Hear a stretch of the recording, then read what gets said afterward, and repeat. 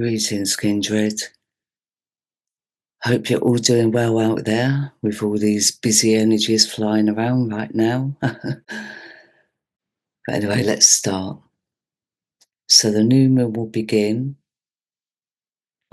on February 28th at 0044 in the GMT time zone, at 11:44 in the AEDT time zone, and the new moon will begin February 27th at 19:44 in the EDT time zone. So as the new moon begins, she'll be at 11 degrees in Aquarius. So both the sun and moon, which are always conjunct at a new moon, will be at 11 degrees. Now 11's a master number, but it's all about unconditional love, compassion. It's a divine feminine energy with a strong psychic force and spiritual power, which gives us a lot of inner strength. And, it's a really good number for the moon to be at a new moon. And in Aquarius, it's all about our humanitarian values. It also gives us good intuition. So that goes together with the psychic energy of the number 11. And the good thing with the Aquarian energy is that we can be unconditionally loving, because Aquarians, are very independent people on the whole, and the energy itself is very independent, very free thinking. So that's very helpful. So I just feel there's a really nice blend of numerology and planetary energy or moon energy that's going on right now. But straight off the cuff, the moon and sun are in a grand trine with Mars, who's at 16 degrees in Gemini. Now, Mars is very active, actually, at the moment, and will be until he moves into the sign of Cancer. So once he leaves Gemini, I feel like all this, media activity especially, will calm down a bit. And he's just come out of retrograde recently, so he will be going forward, and he is kind of one of the faster moving planets, which is fortunate. So yeah, I think, we can be heading towards a little bit of a quieter time. But, we do have Mercury going into pre-shadow 1st of March, because Venus will be going into retrograde on the 2nd. So, I have done a Mercury retrograde article, actually, and I will link that below in the description box, depending on where you are watching this from. If not, you can go to my website and it'll be under Cosmic Updates. So, the energies are going to be a little bit all over the place for a while. With Mercury retrograding in Pisces, it doesn't really do too well in Pisces, especially in pre-shadow and the retrograde itself, although it does fare better in the post-shadow. But that won't occur until April. So just be aware of that. Because apart from this grand trine with Mars and the goddess Vesta, we've also got this little stellium here with Mercury, the North Node, and Neptune, which will be like leading up to this Mercury going into retrograde. And we'll get into this little stellium in a minute. Let's just continue with this grand trine. So overall with this grand trine, there is a lot of psychic energy attached to that, which goes hand in hand actually with the master number 11 psychic energy and the Aquarian intuitive ability. And Aquarians can be very telepathic as well. So there could be a lot going on in our heads, a lot of self-talk or a lot of channeling or downloading, like some like to call it. So just be aware of that, because our heads can already be a little bit all over the place. I mean, from the last full moon, our heads have been all over the place a little bit. Well, for many of us, this Martian energy with the sun and moon makes it, very, very active as well, especially emotionally, with the moon being the guiding force here. And, this is also about humanitarian values and standing up for our rights as well. And with Vesta, the goddess Vesta being involved in this grand trine, that's all about a cause or a mission. But with the Vesta energy, sometimes we have to make sacrifices to do that. And normally the sacrifice is not spending time with family or with people that we care about, to kind of like fulfill a mission for a higher cause. So, there is definitely an urge here to act upon, what we're saying. It's like actions speak louder than words with this energy, but we do actually walk the talk. So we're very spiritually connected with all these energies going on and feeling very protective as well. It's very militant, this energy with Vesta and Mars. So it does all look pretty positive, because we do know that there's certain things going on in the world right now. Peace is being made, which is well overdue, but, more than welcomed. Well, definitely by me anyway. So let's get into this little stellium here.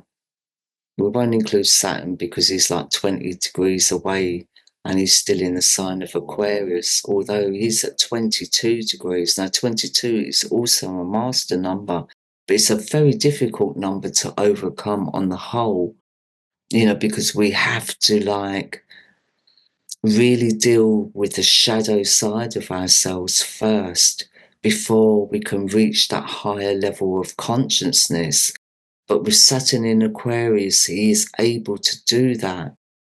So, because Saturn can also put out an energy of being a little bit self-serving. But in Aquarius is a lot more open-minded, a lot more freer. So, this number 22, I do feel there's a lot of self-power that people are coming into right now.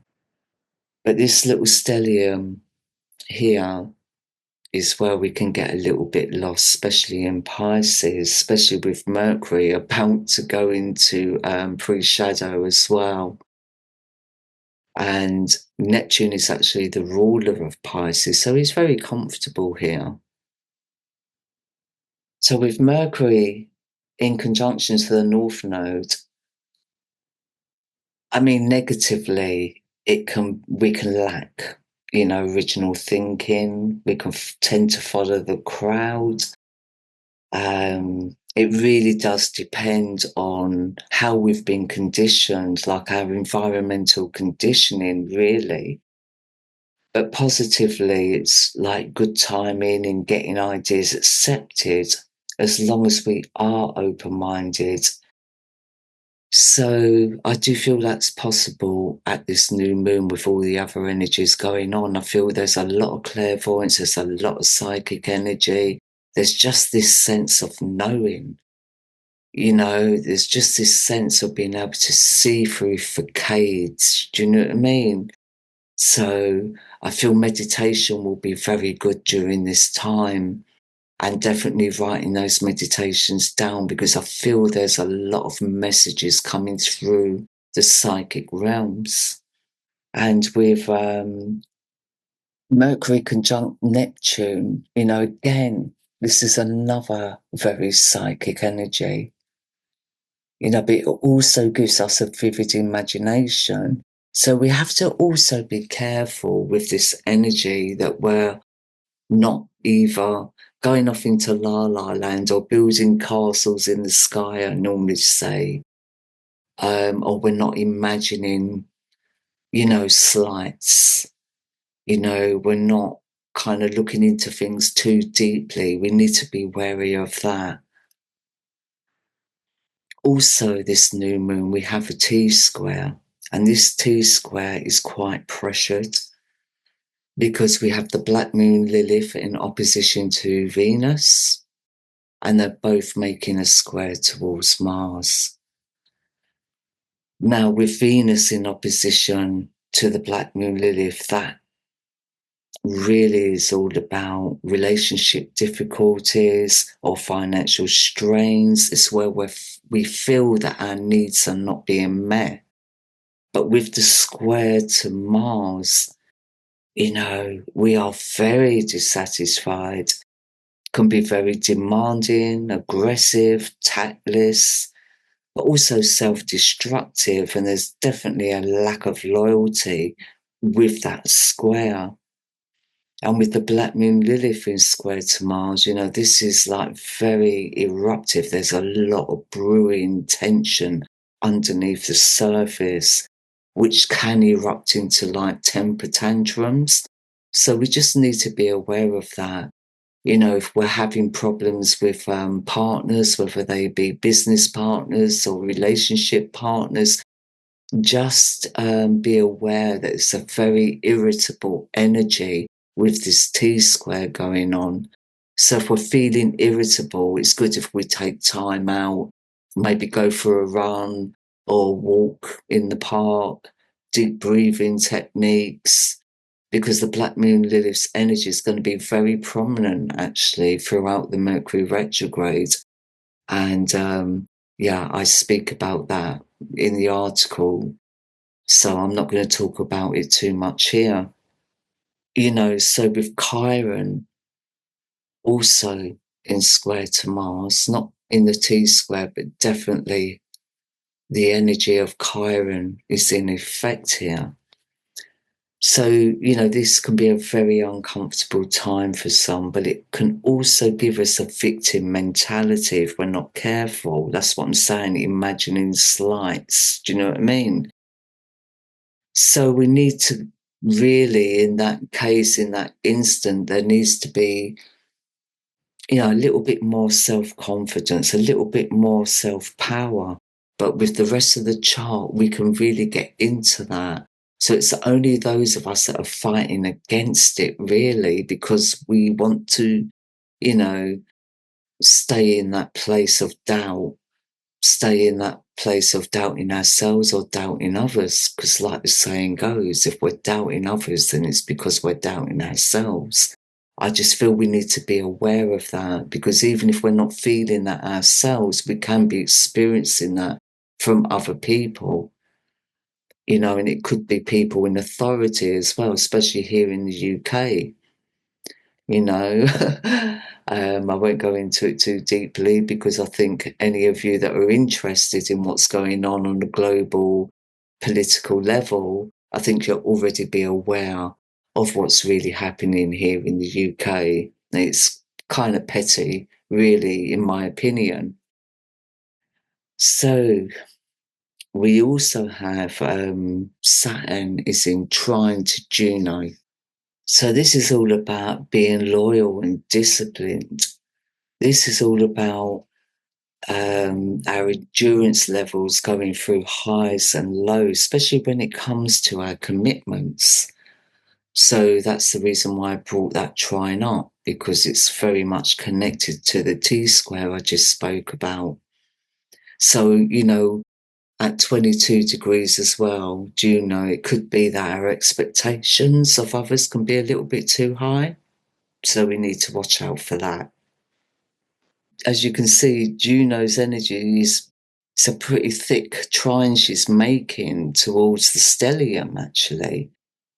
And with Mercury in trine to Juno, I think commitments and partnerships, I do feel that we can talk and resolve any issues that do arise. But again, there is this triggering energy coming in from this T-square. So it depends what frame of mind we're in. It depends on what wounds are surfacing right now. it really does depend on each individual's chart or environmental conditioning. So with Uranus in sextile to Saturn, Uranus is making strong connections as well to the stellium. This can give us a good balance when it comes to traditional values and modern developments. Do you know what I mean? So there is a lot of changes going on at the moment, a lot of updating that's going on. And I just feel that is, it's showing here that it's a very good balance there. And with Uranus in sextile to Mercury, this is where we can think on our feet. We're also capable of multitasking. We can be unbiased in our thinking. And with Neptune in sextile to Uranus, which is a generational aspect that came into effect last year, again, this is all about giving us a strong intuition. It's also about enlightenment.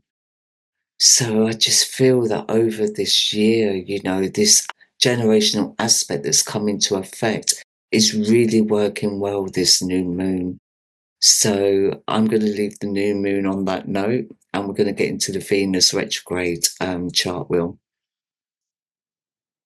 So the Venus retrograde will begin on March 2nd at 0038 in the GMT time zone.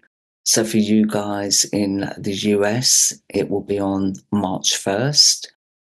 But for those of you in the Far East, it will be on the 2nd. So please do convert that time to your own time zone.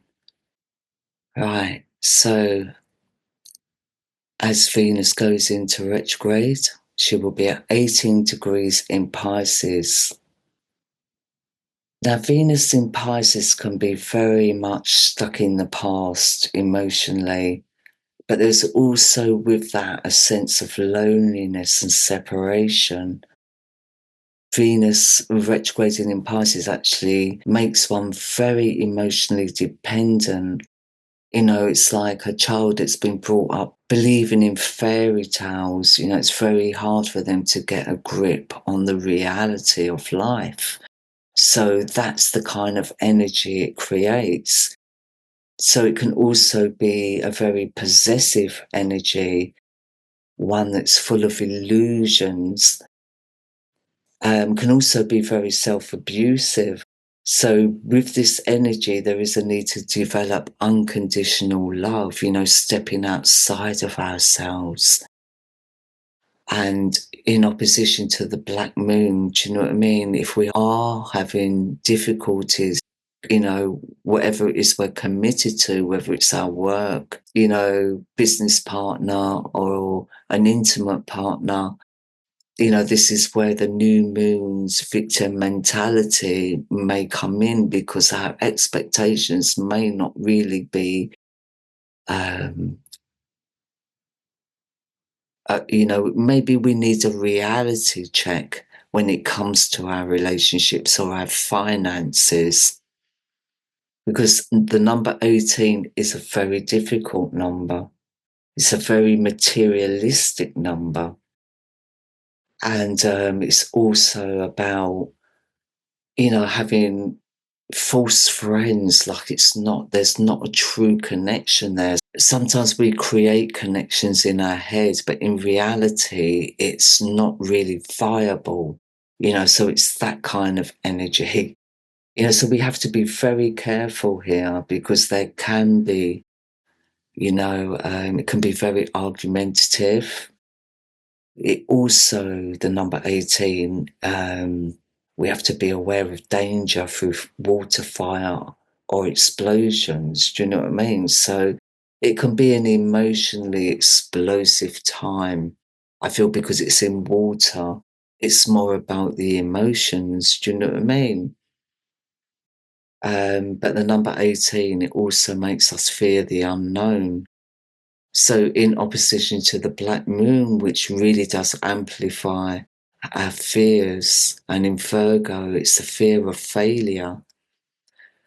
We just need to be careful with that or watch out for that. Because like I said, if we're not going through that ourselves, we could be experiencing it from other people. And then we have Venus retrograde in conjunction to the moon, which just amplifies that emotional nature.